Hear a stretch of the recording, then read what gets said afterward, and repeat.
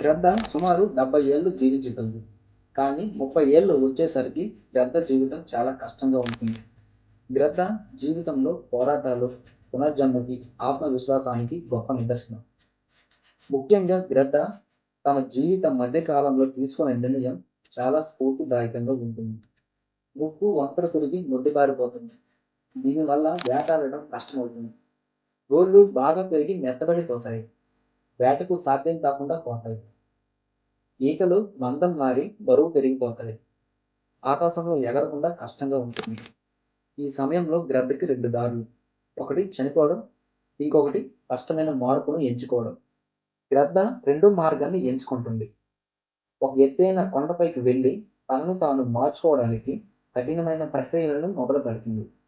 మొదట తన ముక్కును ఒక బలమైన రాయికి కొట్టి కొత్త ముక్కు వచ్చే వరకు వేచి ఉంటుంది. కొత్తగా వచ్చిన ముక్కుతో తన పాత గోళ్లను తీసేస్తుంది. కొత్త గోళ్లు వచ్చాక తన బరువైన ఈకలన్నింటినీ తీసేస్తుంది. ఇదంతా పూర్తి కావడానికి 5 నెలలు పడుతుంది. ఈ 5 నెలలు గ్రద్ద ఎంతో బాధను అనుభవిస్తుంది. ఈ 5 నెలల తర్వాత ఈ గ్రద్దకు కొత్త ముక్కు, కొత్త గోళ్ళు, కొత్త ఈకలు మళ్ళీ వస్తాయి. మళ్ళీ ఆకాశంలో ఎగురుతుంది. ఈ పోరాటం వల్ల గ్రద్దకు 30 ఏళ్ల జీవితం మళ్ళీ లభిస్తుంది.